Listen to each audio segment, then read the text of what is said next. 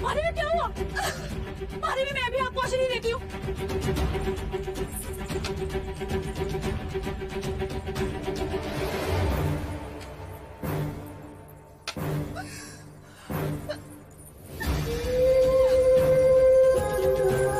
महादेवी ने तो औषधि ली ही नहीं।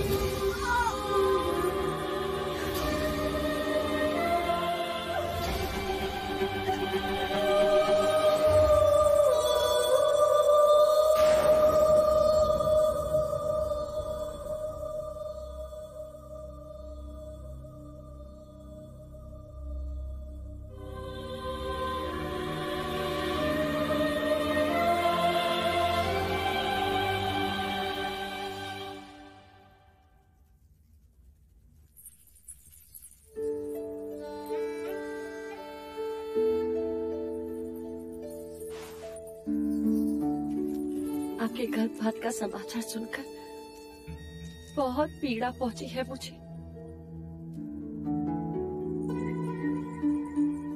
मैंने सारे प्रश्न ही मिटा दिए मंगला दीदी। अब राम कृष्ण को एक साथ एक ही में देखेंगे, बस एक ही आंखों की शकुन वाली। अंजलि रानी, आपने तो उस दिन सहज कह दिया था कि महादेवी का ध्यान अब युवराज सिद्धार्थ पर नहीं होगा। बस तब से कह रही थी कि मंगला दीदी ने मेरी आंखें खोल दी। वैद्य सुश्री ने औषधि दी थी, नहीं ली, और उसी समय उन्होंने संकल्प किया कि जब तक युवराज सिद्धार्थ अपनी शिक्षा पूर्ण नहीं कर लेते, महादेवी की अपनी कोई संतान नहीं होगी।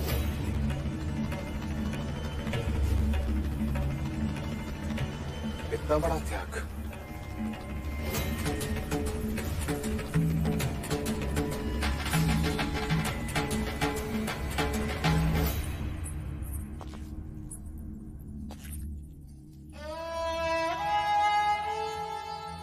सिद्धार्थ बैरागी ना बने, उस पर दुख की छाया ना पड़े, इसके लिए मैंने क्या कुछ उपाय नहीं किए।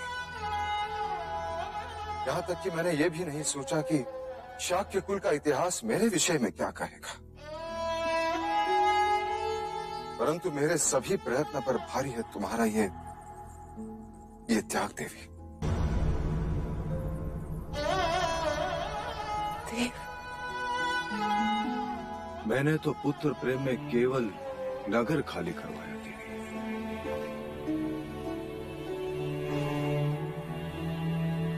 परंतु तुमने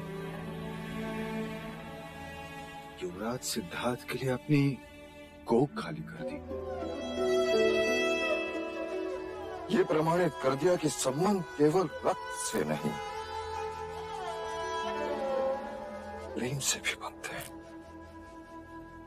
तुम्हारे जैसे मां का दृष्टांत कदाचित ही आने वाले इतिहास में कोई होगा। तुम्हारी इस भीष्म प्रतिज्ञा पर मैं नतमस्तक हो देवी।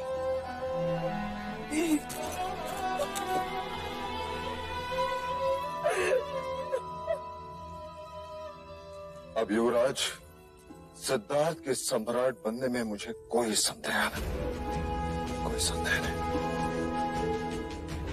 कौशिका। जी महाराज। राजा अमितोदन को कहो कि मैं अब भी सभी गुरुजनों को मिलना चाहता हूं। जी।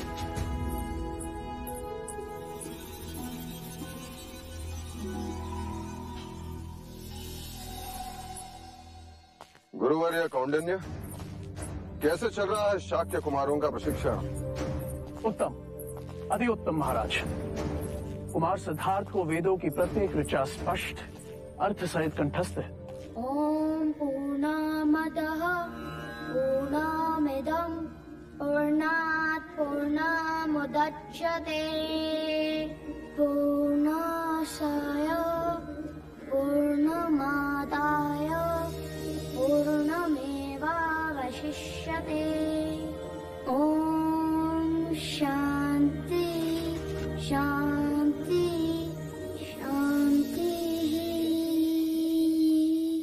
अप्रतिम। वेदों से संबंधित कुमार सिद्धार्थ के जटिल प्रश्न हमें सावधान रखते हैं महाराज। सत्य प्रत्यक्ष भी होता है, परोक्ष भी। ये विद्या हम नहीं समझे। दो सत्य। क्या तुम इसका उत्तर दे सकते हो सिद्धार्थ? ज्येष्ठा, प्रत्यक्ष सत्य वो होता है जिसका प्रमाण तुम दे सकते हो। अर्थात वर्षा हुई और नदी का जल स्तर बढ़ा। पर परोक्ष सत्य अर्थात वर्षा नहीं हुई फिर भी नदी का जल स्तर बढ़ा। ऐसे कैसे? क्योंकि पहाड़ों में वर्षा हुई और पानी नदी में बह गया और नदी का जल स्तर बढ़ गया। जिस सत्य का हम प्रमाण नहीं दे सकते वो परोक्ष सत्य है। महाराज, अश्व सवारी में भी अति निपुण है युवराज।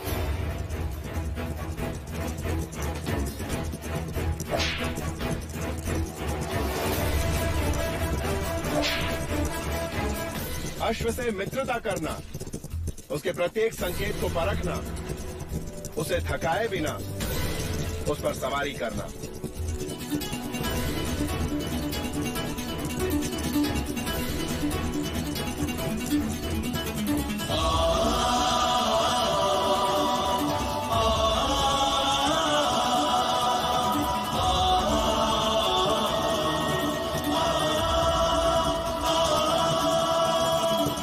चातुर्य अद्भुत, संगीत ज्ञान अकल्पनीय, नृत्य की भाव भंगिमाओं की भी जानकारी है और शब्दों से ज्यादा आंखों से बात करते हैं युवराज।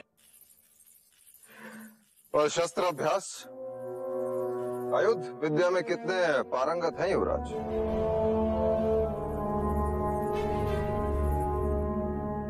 क्या हुआ अनुज?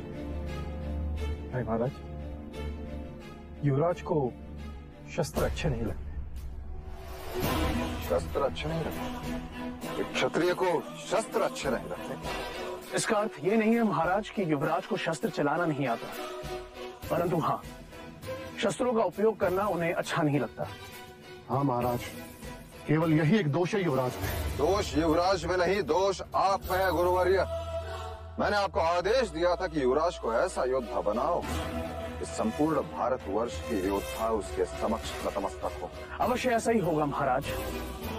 मिट्टी में छुपे लोहे से तलवार बनने में समय तो लगता ही है, पर हमें धैर्य रखना होगा।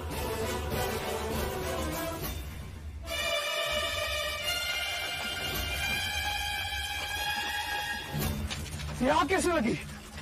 गुरुजी, हम कुटिया बना रहे थे, अचानक देवदत्त भैया ने आके उसमें आग लगा दी। हाँ गुरुजी, उस वक्त चलना कुटिया के भीतर था।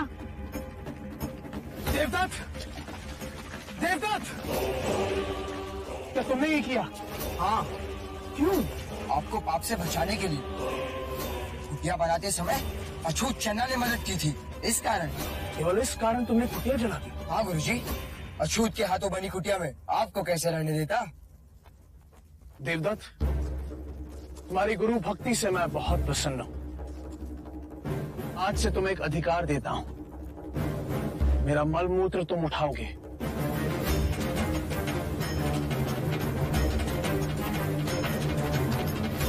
आचार्य, ये क्या कह रहे हैं आप? देवदत्त, क्या मैंने ये शिक्षा दी है तुम्हें?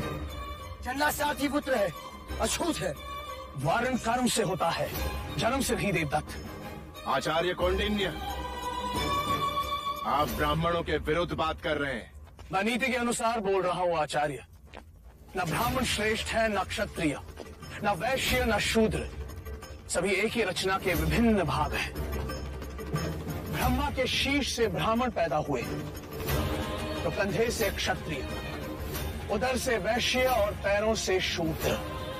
तो क्या पैर और शीश की तुलना की जा सकती है? क्या पैरों के बिना शरीर चल सकता है? सोचो, अगर ये अछूत मलमूत्र उठाना बंद कर दे तो क्या राज्य में मलिनता ना होगी? सारे ब्राह्मण, सारे क्षत्रिय रोगी हो जाएंगे। देवदत्त, अपने आप को क्षत्रिय कहने से पहले सोचो कि तुम में कितना मैल है।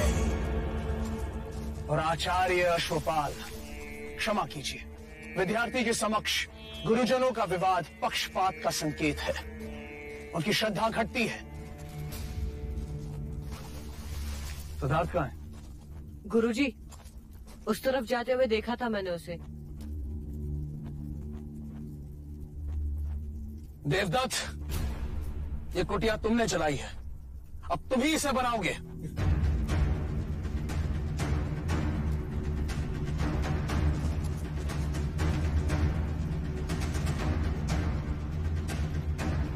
पक्षपात तो अब होगा आचार्य कौंडिन्य। देवदत्त को सिद्धार्थ से कुशल न बनाया तो मेरा नाम आचार्य अश्वपाल नहीं।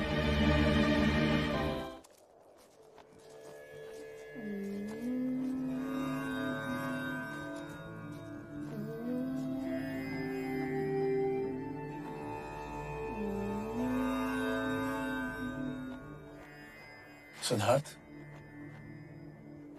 तुम यहाँ क्यों चले आए? आप ही की तो सीख है आचार्य। क्रोध अग्नि स्वरूपा है और ध्यान जल स्वरूपा। क्रोध नष्ट करता है और ध्यान श्रेष्ठता बढ़ाता है।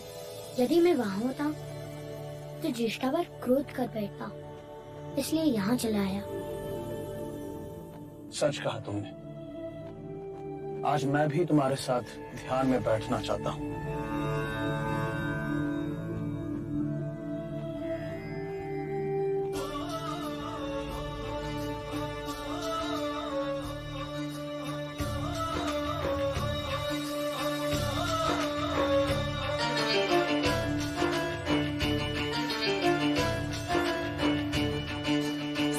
शास्त्र कंठस्थ हुए और जब तप ज्ञान का चलन हुआ।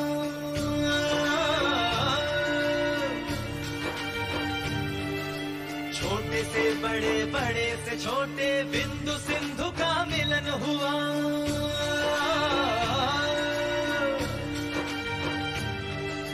बढ़ने लगी सृष्टि की संपदा, मीन विहत सब मिलने लगे। चारों दिशाएं खिली खिली सी, जीव से जीवन बढ़ने लगे, जीव से जीवन बढ़ने लगे।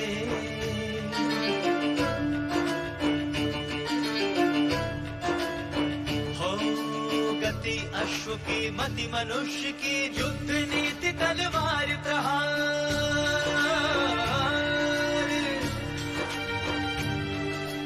वार शब्द का ज्ञान हो गया, बन गए सुख दुख जीत हार।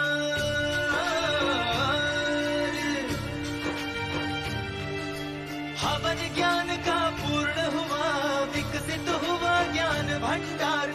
देखते देखते खिलने लगा, बीज से उपवन का श्रृंगार, बीज से उपवन का श्रृंगार।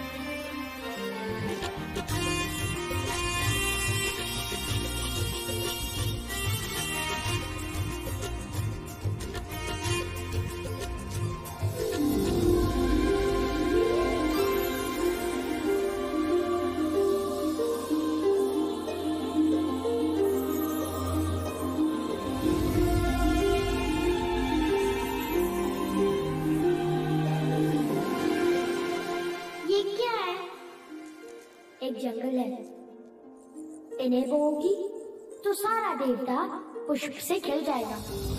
देखो सिद्धार्थ, तुम्हारे दिए हुए बीजों से पूरा वन खिल गया है। मैं आ रही हूँ कपिलवस्तु के कुमारों की परीक्षा देखने।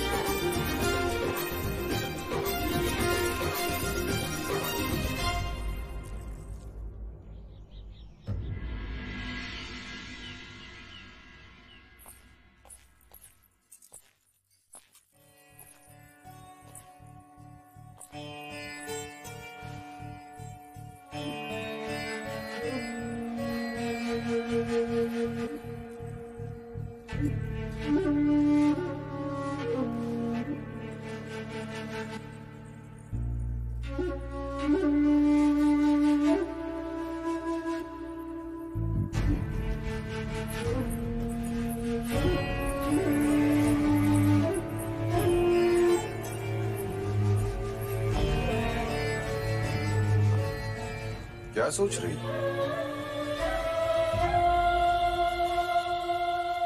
तुम्हारे हाथ कांप रहे हैं?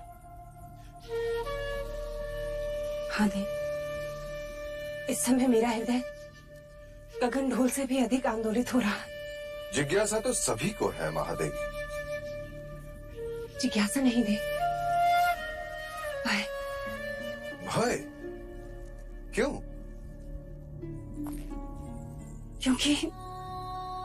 क्योंकि आज सिद्धार्थ के साथ साथ मेरी भी परीक्षा है। केवल तुम्हारी नहीं देवी, मेरी, गुरुजनों की, संपूर्ण शाक्य कुल की परीक्षा है। आज कपिल वस्तु के भविष्य और असित मुनि के वचन दोनों को परखा जाएगा। यदि आज सिद्धार्थ ने अपनी क्षत्रियता का प्रमाण नहीं दिया तो मैं अपने आप को कभी क्षमा नहीं कर पाऊंगी देव। तुम चिंता मत करो महादेवी, जो हवन निष्ठा से किया जाता है उसका फल भी अवश्य मिलता है। तुम केवल इतना सोचो कि हमने एक लोहे के टुकड़े को गुरुकुल भेजा था, अब तलवार देखने जा रही हो। चले।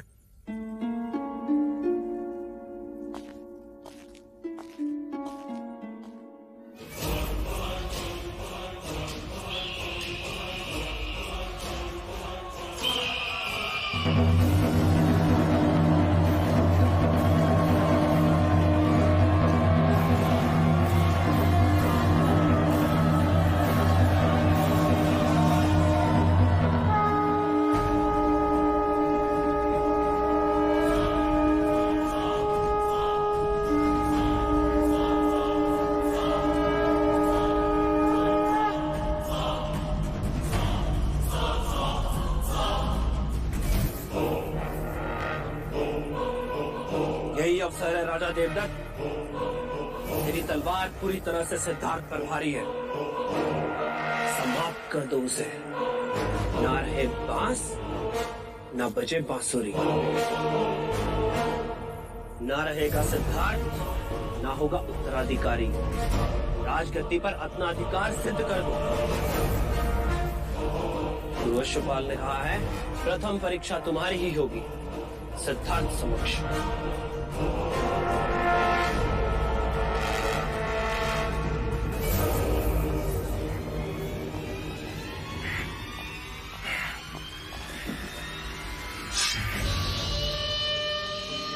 तो ये तलवार सिद्धार्थ के रक्त से भीग कर ही शांत होगी।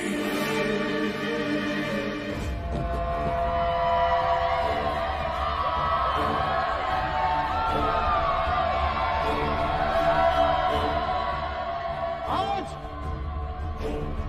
दो की जोड़ियों में प्रतियोगिता होगी। जो श्रेष्ठ होगा वही दूसरे प्रतियोगी के साथ युद्ध करेगा।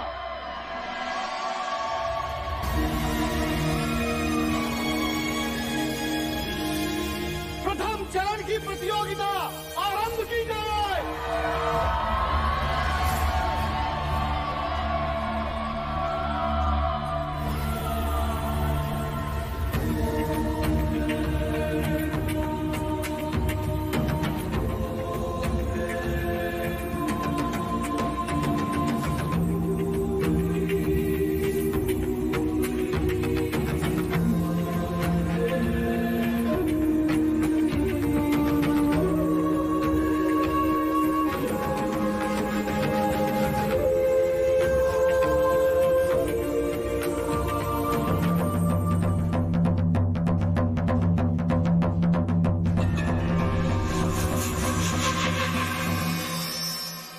साम दाम दंड भेद मार जो भी हो, परंतु सर्वश्रेष्ठ मेरा देवदत्त ही होना चाहिए। नहीं तो अश्व के पैर में तुम्हारा मस्तक होगा अश्वपाल। आप निश्चिंत रहे मंजरी रानी, देवदत्त ही सर्वश्रेष्ठ होगा। उनकी विजय से ही तो मैं भी कौंडिन्य के सामने सर्वश्रेष्ठ बन पाऊंगा।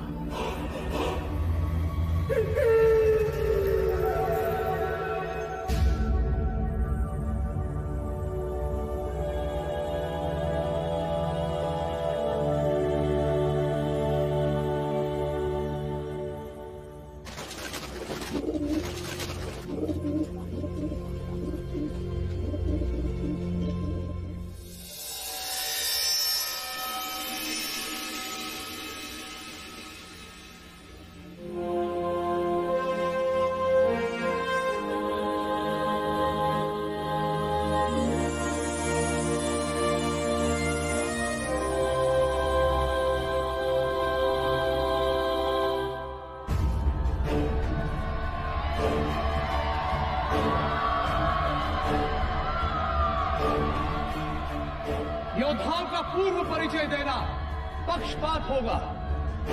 युद्ध में केवल योद्धाओं की योग्यता का परिचय है, इसलिए प्रतियोगियों के मुख नहीं दिखेंगे, दिखेगी केवल उनकी शक्ति, अभ्यास और योग्यता, उनकी चपलता और शस्त्र चलाने की प्रतिभा।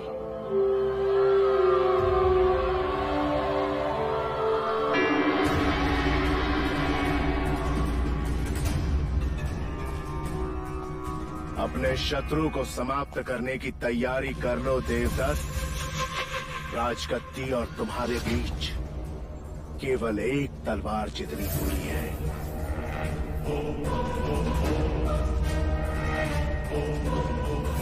और ज्ञात रहे, युवराज जो मुखौटा पहनेंगे उसका रंग लाल है।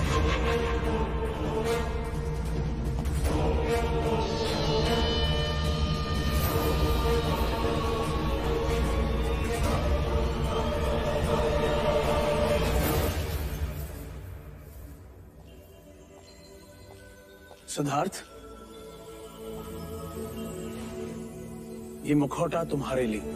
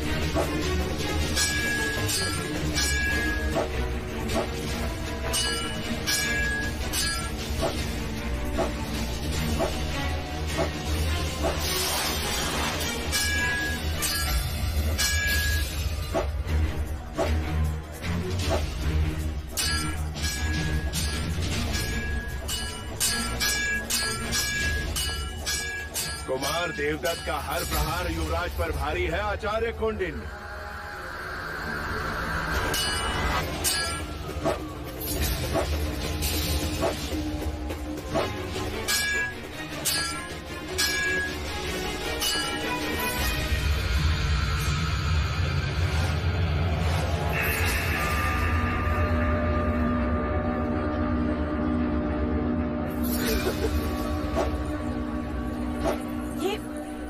ये छल है। युद्ध में सब क्षमा है प्रजापति, किंतु यह केवल प्रतियोगिता है।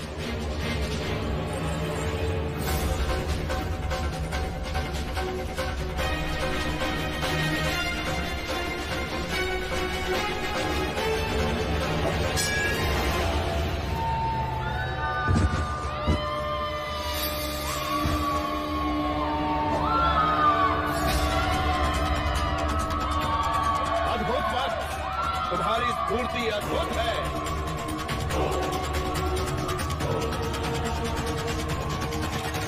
क्या कहना है आचार्य कौंडिन्य देवदत्त के बारे में? निसंदेह अद्भुत प्रदर्शन था।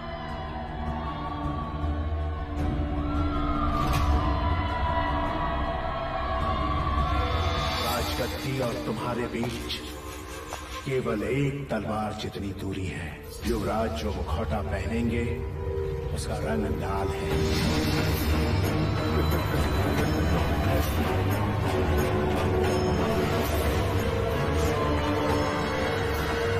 अरे क्या करोगे तब? क्या करो? अपने क्रोध पर अंकुश रखो। जाओ यहाँ से।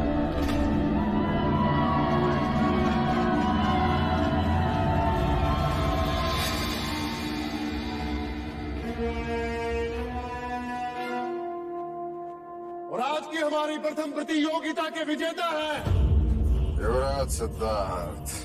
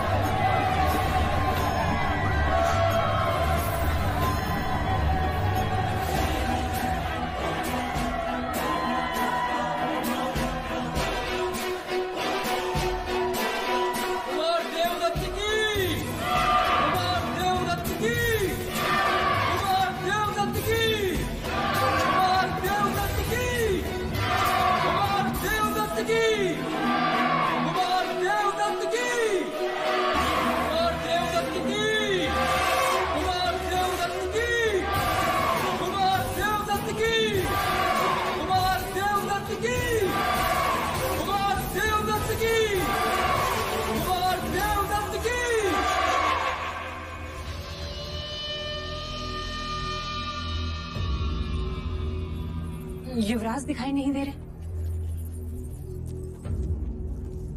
और अब आज की दूसरी प्रतियोगिता आरंभ होती है।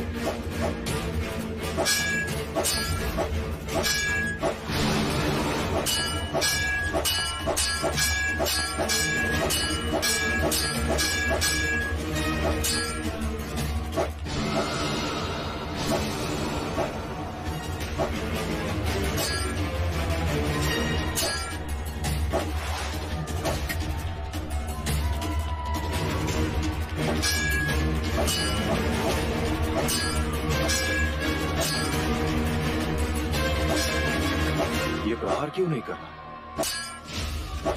शत्रु को भगाना ये भी युद्ध की एक नीति है राजन।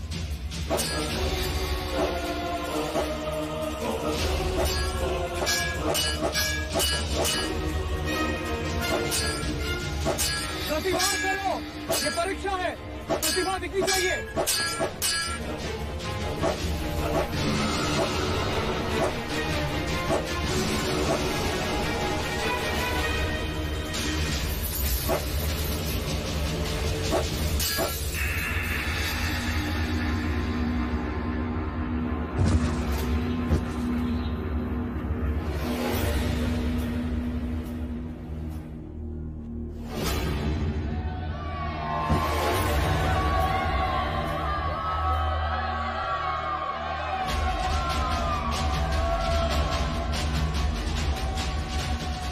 कदाचित महानाम भी जीत गए थे तब।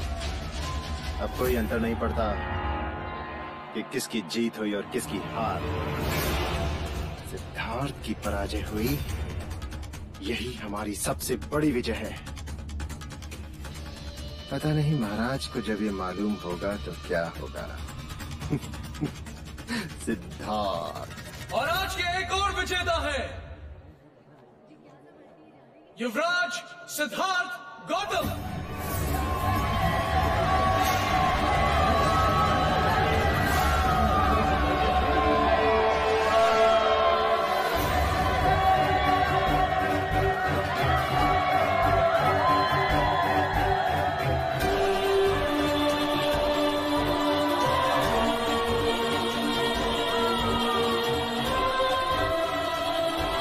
युवराज सिद्धार्थ की जय।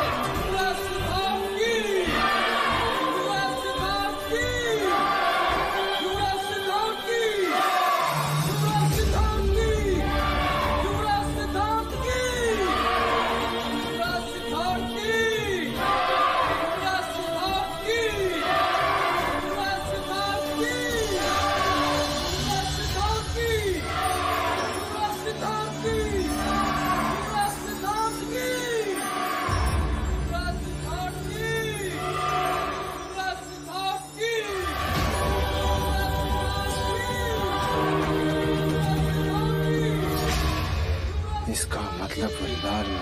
सिद्धार्थ नहीं था, कपट हुआ हमारे साथ।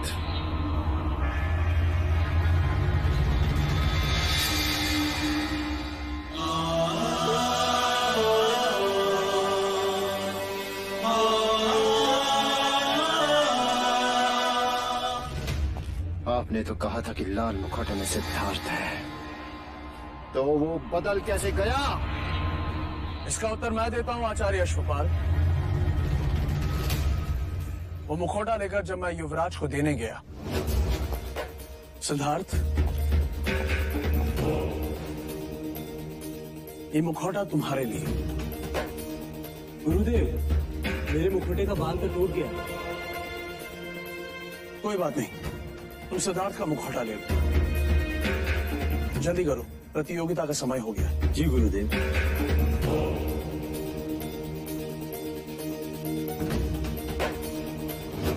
गुरु के लिए प्रत्येक शिष्य समान होना चाहिए। आचार्य अश्वपाल, कुमार देवदत्त के लिए आपका पक्षपात अच्छा नहीं।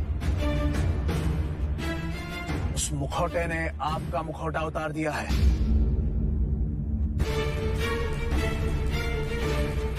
और कुमार देवदत्त, अपने क्रोध पर अंकुश रखो, वरना किसी दिन इस तरह फंस जाओगे कि कोई गुरु तुम्हें बचा नहीं पाएगा।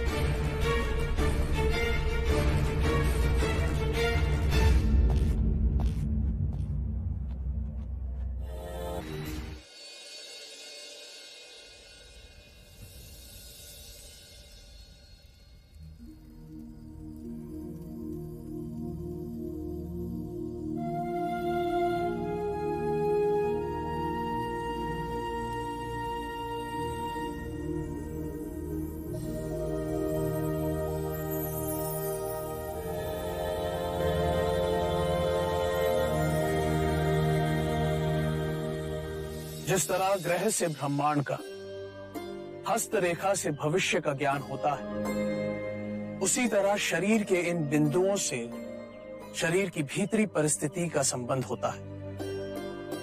जैसे नाड़ी परीक्षा से चिकित्सक को हृदय की गति का ज्ञान होता है।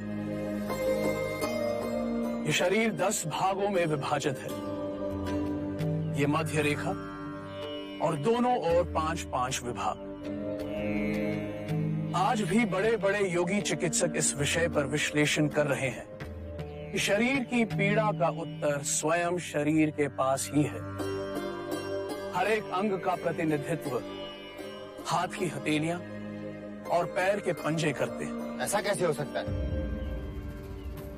जैसे मस्तिष्क की पीड़ा को दूर करने के लिए आंखों के कोने की दोनों ओर 2 उंगली दूर दबाव देने से पीड़ा में राहत मिलती है।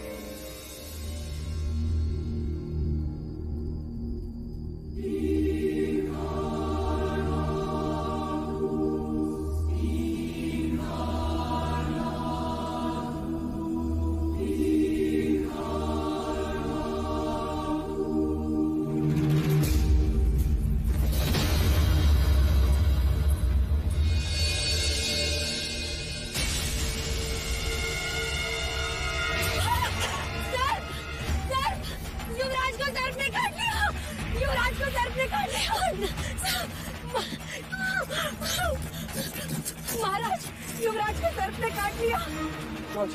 युवराज को भीतर ले चलो और राजवैद्य को तुरंत बुलाओ।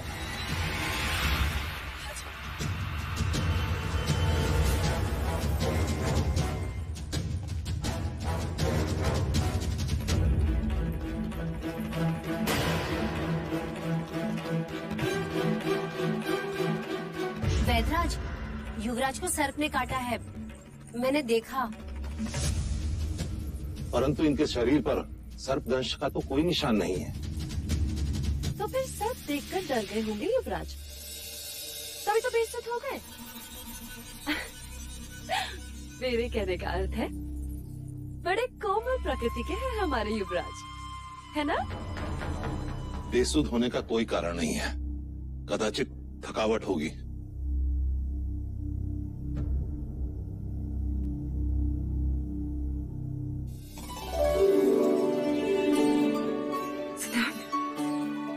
अब कैसा लग रहा है युवराज? कुछ नहीं। कुछ नहीं तो अचानक बेसुध कैसे हो गए? चिंता का कोई कारण नहीं है पिताजी। सिद्धार्थ पुत्र। माँ, इस समय मैं आपको कुछ भी नहीं बता पाऊंगा। मुझे तुरंत आचार्य कौंडिन्य के पास जाना होगा। चलो चलो। सिद्धार्थ ये तो बताओ हुआ क्या? निश्चिंत रहे पिताजी, लौट कर बताऊंगा सब कुछ।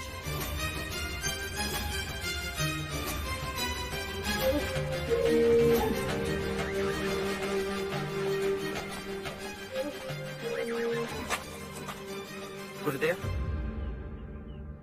प्रणाम। गुरुदेव, मैंने मनुष्य शरीर के बारे में एक बात खोज ली कि शरीर के कुछ बिंदु दबाने से मनुष्य बेसुध हो सकता है। क्या? जी गुरुदेव, देखिए।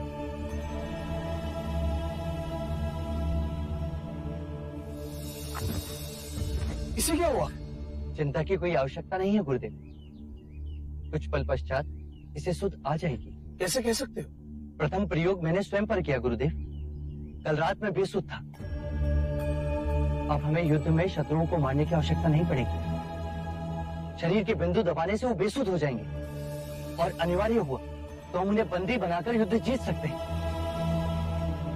तुम सच में करुणा मूर्ति हो सिद्धार्थ, जो युद्ध में भी अहिंसा को ढूंढ रहे।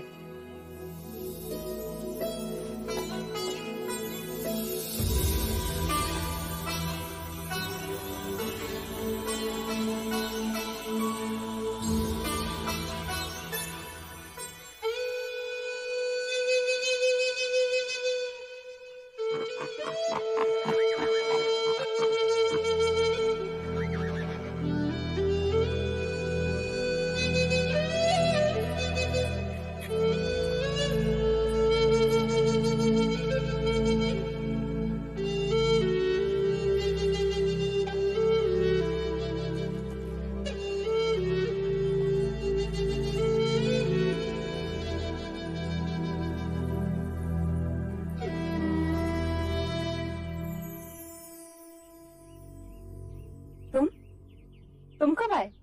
जब आप बांसुरी वादन में लीन थी। माँ, मैंने बहुत बार देखा है, जब भी आप आनंदित होती हैं या निराश होती हैं या जब स्वयं को अकेला पाती हैं, तो आप इस पेड़ के नीचे आके बैठ जाती हैं। आप क्यों बैठती हैं माँ? इस पेड़ में ऐसा क्या है? ये माया है, मेरी बड़ी बहन। इस पेड़ का नाम मैंने माया रखा है।